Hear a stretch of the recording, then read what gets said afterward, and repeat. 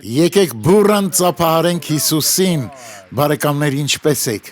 եկեք հիմա խորհենք Աստծո խոսքի շուրջ, քանի որ որքան այն բացահայտվում է մեզ համար, այնքան ավելի շատ ենք հասկանում Տիրոջ մասին։ Աստվածաշունչն ասում է, որ Աստված այնքան սիրեց աշխարհը, այսինքն մարդկությանը, որ իր միածին որդուն տվեց, որպեսզի ով նրան հավատա չկորչի, այլ ունենա հավիտենական կյանք, այսպիսով մենք բոլորս ունենք Աստծո կողմից երաշխավորված իրավունք օրհնություններ ստանալու, բայց շատ դեպքերում մենք ոչինչ չենք անում դրա հետ կապված։ Առակաց գրքի 3 գլխի 27 համարում խոսվում է մեր պատասխանատվության մասին։ Ինչ է Աստված ասում այստեղ, նա է արարիչը, նա է մեզ բոլորի ստեղծել, և քանի որ նա արարիչն է, նա կարող է մեզ հանձնարարություններ տալ, Առակաց 3:27, բարությունը մի խնայիր, որին որ կվայել է, երբ որ ձեռքումդ զորություն կա անելու։ Հիսուսը մահացավ մեր բոլորի համար, խնդրեք Աստծուց իմաստություն, որպեսզի մարդկանց հետ կիսվեք իրական ավետարանը, հնարավոր է, որ նրանք դեմ լինեն ավետարանին, բայց դուք կբացատրեք, թե ինչ է նրանց պակասում։ Ես եկեղեցի եմ գնացել, բայց Աստծուց ոչինչ չեմ ստացել, և դուք նրանց կասեք, որ այդ բոլորը հակառակորդից է, որը չի ուզում, որ դուք օրհնված լինեք։ 27. Բարությունը մի խնայիր, որին որ կվայել է, երբ որ ձեռքումդ զորություն կա անելու։ Աստված մեզ արդեն տվել է այս հնարավորությունը, որպեսզի երբ խոսենք մարդկանց հետ, զգանք Աստծո զորությունը։ Տարիներ առաջ ես հագուստ էի վաճառում խանութից խանութ գնալով։ Ես ապրում էի Ռիոյում։ Ես մի ճամպրուկ ունեի, որի մեջ մի քանի նմուշներ ունեի։ Ես մեկնեցի աշխատելու Կեյմադոսում։ Ես նստեցի ավտոբուս Նովա Ուգուասում, և երբ ավտոբուսը շրջադարձ կատարեց, ես իջա։ Ես մի խանութ տեսա, մտա ներս և այնտեղ վաճառեցի իմ ամբողջ շաբաթվա չափը։ Մտածեցի, սա հիանալի է, բայց սեփականատերն ասաց, թույլ տվեք ձեզ մի բան խնդրել։ Մի վաճառեք սրանք մեր մրցակիցներին, քանի որ ես շատ բան եմ գնելու ձեզանից։ Լավ, այսպես ես հեռացա։ Աստված էր առաջնորդում ամբողջ գործընթացը։ Երբ ես հեռանում էի, հասա կայարան ու մտածեցի, ես չեմ վաճառի նույնիսկ ամբողջ Կելմադոսում։ Ես կգնամ մեկ այլ տարածք։ Ես նստեցի գնացք, բայց ներքուստ անհանգիստ էի։ Գնացքը շարժվեց։ Ես նստելու տեղ փնտրեցի, քանի որ շատ մարդիկ չկար, և գնացքը լիքը չէր։ Ես նստեցի, ճամպրուկս նետեցի գետնին և ասացի. մի մարդ, որ այնտեղ էր, ինձ ասաց. երիտասարդ, դու բողոքում ես, բայց պատկերացում չունես, թե ինչի միջով եմ ես անցնում։ Ես մտածեցի, Հիսուսը խոսում է ինձ հետ։ Ինչ խնդիր ունեք դուք։ Նա սկսեց. ես աշխատում էի օվկիանոսի մոտ։ Ես շատ թունավոր ծուխ էի շնչում, և մարմինս ներսից այրված էր։ Բժիշկն ասաց, որ ես նույնիսկ մի քանի շաբաթ չեմ ապրի։ Ես Աստծո խոսքը քարոզեցի նրան։ Գիտեք, Աստված մեզ հնարավորություններ է տալիս։ Ես միշտ Աստծուն խնդրում էի, Աստված, օգնիր ինձ վկայել իմ աշխատանքի մեջ։ Տեսնում եք, թե ինչպես նա օգնեց ինձ։ Միշտ զգոն եղիր, երբ Աստված ինչ-որ բան է ասում, նա իրեն պատասխանատու է համարում մեզ համար, դուռը բացելու համար։ Ուրեմն ինչ է նա մեզ այստեղ ասում։ 27. Բարությունը մի խնայիր, որին որ կվայել է, երբ որ ձեռքումդ զորություն կա անելու։ Կարևոր չէ, թե ով եք դուք, բժիշկ, ինժեներ, դատավոր, միշտ ձգտեք վկայել, խնդրեք Տիրոջից իմաստություն, մեկ իմաստուն խոսքն ավելի արժևոր է, քան 1000-ը առանց իմաստության։ Ես կարող եմ դա անել։ Ոչ, հարցրեք, Աստված, ինչպես կարող եմ դա անել, ինչ պետք է ասեմ։ Աստված կսկսի խոսել ձեզ հետ։ Աստված, ես չեմ հասկանում, երբ պետք է խոսեմ։ Դուք կգտնեք ճիշտ պահը և թույլ տվեք ասել ձեզ մի օր ես նման խոսք ստացա և դուք նույնպես կարող եք ստանալ և օրհնվել։ 27. Բարությունը մի խնայիր, որին որ կվայել է, երբ որ ձեռքումդ զորություն կա անելու։ Երբ Հիսուսը քեզ պատրաստում է օրհնություն տալու, կարող ես վստահ լինել, որ նա պատրաստում է նաև նրանց, ովքեր պետք է ստանան այդ օրհնությունը։ Դու պարզապես պետք է հավատաս եւ կկատարվի։ Այս շաբաթ ես խոսում էի Սաղմոս 43-ի մասին։ Մենք չգիտենք, թե ով է գրել այս Սաղմոսը։ Կարծում եմ, Դավիթ թագավորն է հեղինակը, բայց գրված չէ։ Ուստի չենք կարող վստահ լինել։ Գրված է այսպես. Սաղմոս 43:1 Դատաստան արա ինձ ով Աստված, եւ իմ իրավունքը հաստատիր անսուրբ ազգի դեմ, նենգավոր եւ անիրավ մարդիցը փրկիր ինձ։ Սաղմոս 2-ում Աստծուն խնդրում է, որ լինի իր փաստաբանը, պաշտպանը։ Աստված նույնն է ինչպես քեզ, այնպես էլ ինձ համար, բայց Դավիթը ապրել է Հիսուսի ծնվելուց 1000 տարի առաջ, ուստի ստիպված էր այս խնդրանքը ներկայացնել, բայց մենք պարտավոր չենք Աստծուց արդարություն խնդրել, որովհետև Հիսուսն արդեն արել է դա։ Բարեկամներս, ավետարանը ազատության կատարյալ օրենքն է։ Ավետարանը ժամանակավոր բան չէ եւ որքան շատ հասկանաս Աստծո խոսքը, քո դիրքը Քրիստոսի մեջ, այնքան շատ կսովորես եւ կտիրապետես դրան եւ ամեն ինչ կսկսի գործել քեզ համար։ Մեկը դատաստան արա ինձ ով Աստված եւ իմ իրավունքը հաստատիր անսուրբ ազգի դեմ, նենգավոր եւ անիրավ մարդիցը փրկիր ինձ։ Աստված արդեն արել է սա։ Առաջին Հովհաննես 5:18 Գիտեք, որ ամեն ով որ Աստծուց է ծնված, մեղք չի գործում եւ չարը չի մոտենում նրան, որովհետեւ Աստված պաշտպանում է իրանից ծնվածներին։ Ով է Աստծուց ծնվածը? Նրանք, ովքեր ընդունել են Հիսուսին։ Մենք ունենք ֆիզիկական հայր եւ մայր, բայց երբ ընդունում ենք Հիսուսին, մենք ծնվում ենք հոգևոր աշխարհում եւ Սուրբ Հոգին կատարում է այս գործը։ Մեղք չի գործում։ Մեղք գործել նշանակում է վրիպել նպատակից։ Նրանք երբեք չեն վրիպում նպատակից։ Նրանք հետևում են Աստծո առաջնորդությանը եւ նույնիսկ երբ թվում է շատ ուշ է, նրանք միևնույն է կստանան իրենց օրհնությունը։ Այստեղ Հովհաննես 5:18-ում ավելի շատ բան է ասվում։ Շարունակենք Սաղմոսը 2, որովհետև դու ես իմ զորության Աստվածը։ Նա այսօր էլ նույնն է։ Ինչու ես ինձ դեն գցում, ինչու սգավոր գնամ իմ թշնամին նեղացնելու համար։ Նա մեզ երբեք չի մերժում, նա ընդունում է մեզ, բարեկամներ։ Դավիթն ապրել է Հիսուս Քրիստոսից շատ առաջ։ Պողոսն ասում է, որ Աստծո պարգևներն առանց զղջալու են։ Աստված երբեք չի ասի, ես չեմ ուզում, որ դու փրկվես։ Նա չի ասի, որովհետև Հիսուսը վճարեց մարդկանց մեղքերի ներման գինը։ 2, որովհետև դու ես իմ զորության Աստվածը, ինչու ես դեն գցում ինձ, ինչու սգավոր գնամ ես թշնամիի նեղացնելու համար։ Մի սգա, այլ լցվիր ուրախությամբ։ Գիշերը քեզ համար անցել է եւ նոր օրը սկսվել է, մենք հաղթական մարդիկ ենք։ 3, ուղարկիր քո լույսը եւ քո ճշմարտությունը նրանք առաջնորդեն ինձ եւ տանեն ինձ դեպի քո սուրբ սարը եւ դեպի քո բնակարանները։ Հիսուսն ասաց. Ես եմ աշխարհի լույսը։ 1000 տարի առաջ Դավիթը խնդրեց սա եւ Աստված լսեց նրան։ Այսօր մենք այլևս կարիք չունենք խնդրելու, որ Աստված տա այդ լույսը։ Ընդունեք Հիսուսին եւ դուք կունենաք լույսը։ 3, ուղարկի քո լույսը եւ քո ճշմարտությունը։ Նրանք առաջնորդեն ինձ եւ տանեն ինձ դեպի քո սուրբ սարը եւ դեպի քո բնակարանները։ Մենք արդեն այս խոստումների սուրբ լեռան վրա ենք։ Սկսենք փնտրել Աստծուն, աղոթել եւ խորթացել խոսքի վրա եւ շատ բաներ կսովորենք։ Մի օր ես մանա ուսում էի, մոտ 30 կամ 40 տարի առաջ։ Ես հյուրանոցում էի, քանի որ նոր էի անցկացրել ժամը 9-ի եւ 11-ի ծառայությունները։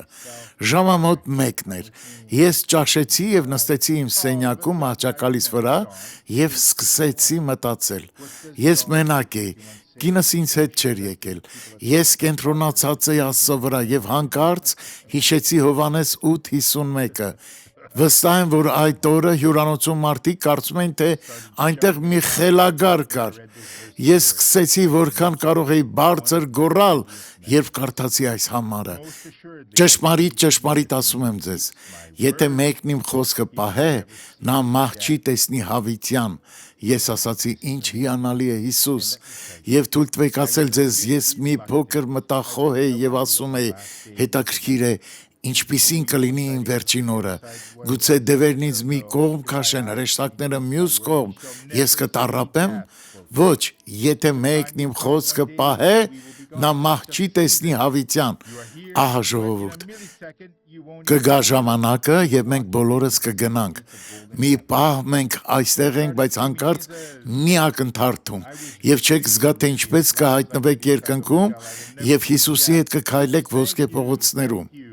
Այսպիսով ես սկսեցի գոռալ. Հիսուս, ես իսկապես գոռում էի հյուրանոցի ներսում, որքան կարող էի բարձր, ես երբեք մահ չեմ տեսնի, Հիսուս, շնորհակալություն, ես ուղղակի ցնծում էի, երբ հասա եկեղեցի եւ քարոզեցի սրա մասին, ժողովուրդ, այսօր զարմանալի բան տեղի ունեցավ եւ Աստված օրհնեց մեզ։ Վերադառնանք Սաղմոս 43-ին, ես ինձ զգում եմ մի մարդու նման, որ շարունակ հանում ու դնում է ակնոցները, ոչինչ որ ես երբեմն հետ ու առաջ եմ անում տարբեր խոսքերի միջև, բայց շարունակենք, 3 եւ 4 համարները, ուղարկի քո լույսը եւ քո ճշմարտությունը, նրանք առաջնորդեն ինձ եւ տանեն ինձ դեպի քո սուրբ սարը եւ դեպի քո բնակարանները, եւ ես մտնեմ դեպի Աստծո սեղանը իմ ուրախության եւ ցնծության Աստծո մոտ եւ գոհանամ քեզանից քնարով, ով Աստված, իմ Աստվածը, երբ է սա տեղի ունենում, երբ ընդունում ես նրա լույսն ու ճշմարտությունը, հիմա է ժամանակը մոտենալու նրա զոհասեղանին, Սաղմոս 84:3, այնքան հիանալի է ուսումնասիրել Աստվածաշունչը, ինչ է ասում Սաղմոս 84:3-ը, ծիտն էլ տուն գտավ եւ ծիծեռնակը բուն իր համար, որ իր ձագերը դնե նրանում, այսինքն քո սեղանները, ով զորաց Տեր, իմ թագավոր եւ իմ Աստված, ինչ է Աստծո զոհասեղանը, դա նրա ներկայությունն է, եթե նա քեզ ինչ-որ բան է հայտնում, ասա, Աստված, ես ներկայության մեջ եմ, ես վերցնում եմ այս օրհնությունը, ես հիմա հանդիմանում եմ չարին եւ նա պետք է հեռանա եւ հաղթանակը քոնը կլինի հավիտյան։ 4. Եվ ես մտնեմ դեպի Աստծո սեղանը եւ իմ ուրախության ու ցնծության Աստծո մոտ եւ գոհանամ քեզանից քնարով, ով Աստված, իմ Աստվածը, նա պետք է անձամբ քո Աստվածը լինի։ 4 եւ 5. Եվ ես մտնեմ Աստծո սեղանը իմ ուրախության եւ ցնծության Աստծո մոտ եւ գոհանամ քեզնից քնարով, ով Աստված, իմ Աստվածը, ինչու ես տրտում, ով իմ անձը, չկա պատճառ, ինչու ես շփոթված ինձանում, դրա համար էլ պատճառ չկա, Աստծոն հուսացիր, որովհետեւ կգոհանամ նրանից, որ իմ երեսի փրկությունը եւ իմ Աստվածն է։ Ինչու է նա իմ երեսի փրկությունը։ Երբ Աստվածաշունչն ասում է, որ մենք պետք է փնտրենք նրա երեսը, նկատի ունի նրա խոսքը, եւ նա մեզ կտա իր ճշմարիտ խոսքը։ Դուք այն եք, ինչ ասում է Աստծո խոսքը, երբ մարդիկ նայեն ձեզ, կասեն, ճիշտ է, այս մարդը միայն ճիշտ բաներ է անում, եւ դա այն է, ինչին մենք հույս ունենք հասնել։ Ամեն։ Մենք հիմա աղոթելու ենք։ Հովիվ Հայմեն կմիանա մեզ։ Խոնարհեք ձեր գլուխը, փակեք ձեր աչքերը։ Դուք այսօր շատ բան եք լսել ու սովորել, եւ դուք կորտվեք։ Աստված ձեր երեսի փրկությունն է։ Նրա խոսքը այստեղ կրակի պես է, որ կայրի բոլոր չարիքները։ Հայր, Հովիվ Հայմեն եւ ես հիմա աղոթքի մեջ ենք մտնում։ Օ Աստված իմ, շնորհակալ եմ այս ուխտի համար, որ դուք ընկել եք Սուրբ Հոգով ինձ հետ, Հովիվ Հայմեի եւ այս եկեղեցու մյուս հովիվների հետ։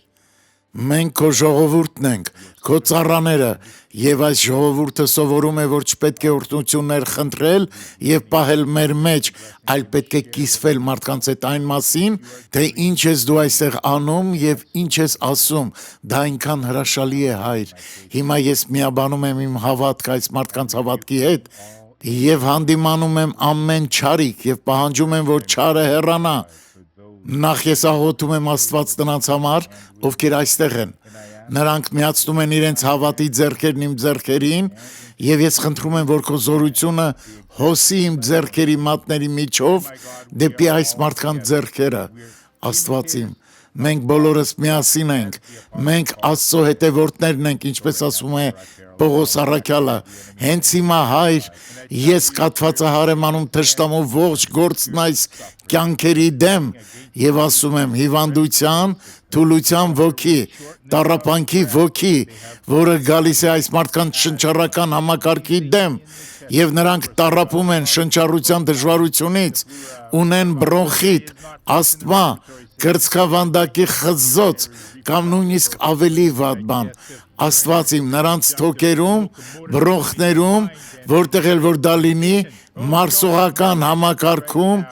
միզուղիներում, վերարտադրողական կամ շարժողական համակարգում, նրանց մտքում, տեսողության մեջ, լսողության մեջ, օ Աստված, հիշողության մեջ, որտեղ էլ որ լինի, հենց հիմա այն պետք է հեռանա, այն պետք է հենց հիմա անհետանա, կրկնեք ինձ հետ, Հիսուսի անունով։ Հիսուսի անվան իշխանությամբ բարձրացրեք ձեր ձայնը, աղոթեք ինձ հետ, ասեք, որ չարը հեռանա, որոշեք, հրամայեք, դա կարող է լինել քաղցկեղ, չարորակ նորագոյացություն, ասեք այդ քաղցկեղին, հեռացիր հենց հիմա, ասեք այդ հանգույցին, որ անհետանա, հենց հիմա, Հիսուսի անվան իշխանությամբ ես ասում եմ, դեպրեսիա, թող այս մարդկանց, խուճապային համախտանիշ, հեռացիր, տագնապային խանգարում, հակասական մտքեր, մտքի խանգարում, որ օր ու գիշեր այս մարդիկ զգում են, որ կարծես խելագարվում են, կորցրել են իրանց մտքի վերահսկողությունը։ Ես պահանջում եմ, հրամայում եմ ձեզ հեռանալ այս մարդկանց մտքերից։ Հեռացեք այս մարդկանց մտքերից, հեռացեք այս մարդկանց զգացմունքներից հենց հիմա, հեռացեք դեպրեսիա, խուճապ, անհանգստություն, մտային կոնֆլիկտներ, հեռացեք, գլխացավ, ոտքերի ցավ, հոդերի ցավ, պանանոցի սարսափելի ցավ, որն այս մարդիկ զգում են, ուսի ցավ, ոտքի ցավ, ազդրի ցավ, ծնկի ցավ, որտեղ էլ որ այն լինի, վթարի հետևանքներ, ջլի պատրվածք, ես հրամայում եմ հեռացեք, հենց հիմա։ Մենք պահանջում ենք, մենք հրամայում ենք, մենք կարգադրում ենք, ստամոքսում այրոց, գաստրիտ, խոցեր, հեռացեք, ալերգիկ ռինիտ, շնչառական խնդիրներ, հեռացեք,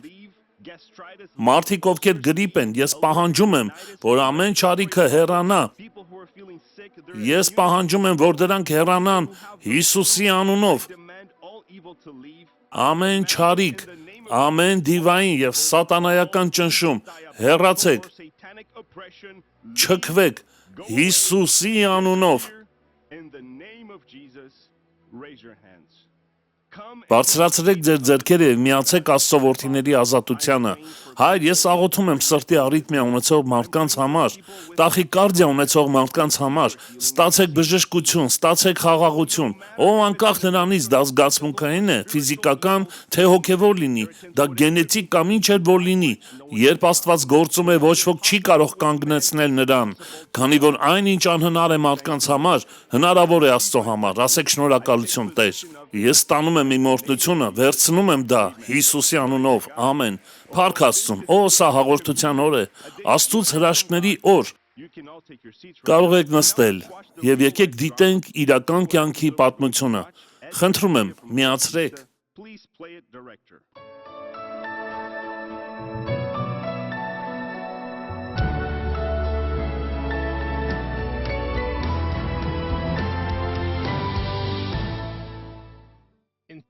Երկու 2019-ին Էդնան գնում էր կանանց հանդիպման Բոավիստա քաղաքի եկեղեցում, երբ զանգ ստացավ։ Ես ավտոբուսում էի, երբ որդիս զանգեց. «Մայրիկ, հասնում ես»։ Ես ասացի՝ «Դեռ չգիտեմ, որդիս ինչու»։ Նա ասաց՝ «Դե ես ուզում էի մեքենան վերցնել կինո գնալու համար»։ Ամուսինս ասաց, որ նա կարող է մեքենան վերցնել։ Ծառայությունից վերադառնալիս Էդնան ստացավ եւս մեկ զանգ։ Հեռախոսը զանգեց եւ ես ասացի՝ «Օ Աստված, ես վերցրեցի հեռախոսը Եվ ինչ որ մեկն ասաց, «Էդնան է», ես ասացի, «Այո, ձեր որդին վթարի են ենթարկվել» եւ մեքենան շրջվել է։ Դա լսելով ես ինձ կորցրեցի, որովհետեւ ասացին, որ մեքենան շրջվել է։ Լավ հիշում եմ, թե ինչպես այդ ամենը պատահեց։ Ես ընկերոջս հետ ֆիլմ էի դիտում, հետո գնացի մեկ այլ ընկերոջ վերցնելու։ Նա ինձ խնդրեց եւ ես օգնեցի։ Երբ տուն էի վերադառնում, արդեն շատ ուշ էր։ Ես արագ էի վարում եւ անձրև էր գալիս։ Երբ սեղմեցի արգելակի ոտնակը, անվադողերից մեկը արգելակեց, իսկ մյուսը ջրի մեջ էր եւ սահեց։ Այդ պահին ես ինձ լավ չէի զգում, բայց գնացի եկեղեցի։ Ամուսինս խնդրեց, որ աղոթեն, եւ նրանք սկսեցին աղոթել եւ բարեխոսել, հանդիմանելով մահվան ոգուն։ Մտքումս մտածում էի, մեքենան շրջվել է, Աստված իմ, տեսնես ինչ է եղել։ Սկսեցի աղոթել, որ հանգստանամ։ Աղոթքը հանգստացրեց ինձ։ Եկեղեցում մարդիկ աղոթում էին եւ շուտով հեռախոսս նորից զանգեց։ Եվ ամուսինս խոսաց որդուս հետ։ Նա ասաց, որ ինքը լավ է, բայց մեքենան ամբողջությամբ ավերվել է։ Նա մեքենայում էր երկու ընկերների հետ, բայց ամենաշատը ինքն էր տուժել։ Մենք մոտ էինք հարվածելու ճանապարհի սյուներին, բայց ես մեքենան թեքեցի եւ մեքենան միայն իմ կողմով հարվածեց։ Շտապ օգնության մեքենայում ինձ ասացին, որ ես լավ եմ եւ պետք է Աստծուն շնորհակալ լինեմ, քանի որ կարող էր շատ ավելի վատ լիներ։ Ես գնացի հիվանդանոց, իսկ ամուսինս գնաց վթարի վայրը։ Այնտեղ մի բետոնե քար կար, որն ընդամենը մի քանի սանտիմետր հեռավորության վրա էր որդուս գլխին հարվածելուց։ Դա կսպաներ նրան։ Ես հավատում եմ, որ Աստծո ձեռքը նրա վրա էր եղել։ Մարդիկ հարցնում էին, մահացել է որևէ մեկը։ Ես ասացի, ոչ, մեր հրաշալի Աստծո շնորհիվ։ Տղաս շատ նեղված էր եւ լաց էր լինում, ասաց ներողություն է խնդրում։ Ես ասացի, Արոն, հասկանում եմ, բայց դու պետք է Աստծուն շնորհակալ լինես։ Իմ խորհրդ հայրը խոսեց ինձ հետ եւ ասաց. «Արոն, Աստված քեզ հետ էր ամբողջ ժամանակ»։ Նա ասաց, որ ես մոտ էի եղել գլխով մի մեծ քարի հարվածելուն։ Ես հարվածել էի սյանը, բայց կար դրանից ավելի մեծը, որից Աստված պահել էր ինձ։ Աստված թույլ տվեց, որ սա տեղի ունենա, որպեսզի իմ հավատը մեծանա։ Այսօր ես վստահում եմ Տիրոջը եւ գիտեմ, որ Աստված պահում եւ պաշտպանում է նրան։ Մայրիկս միշտ աղոթում էր մեզ համար, ամեն օր, ուր էլ որ լինեմ, միայն այն ժամանակ չէր, երբ վթարը տեղի ունեցավ։ Գիտեմ, որ Աստված ամեն օր փրկում է ինձ մորս աղոթքների շնորհիվ։ Եթե ես եկեղեցում չլինեի, ավելի վատ բան կարող էր պատահել։ Ամեն օր փառք եմ տալիս Աստծուն որդուս կյանքի համար, որովհետև եթե նա այսօր ողջ է, ապա միայն այն պատճառով, որ Աստված նպատակ ունի նրա կյանքի համար, Աստված նրա հետ է ամեն օր։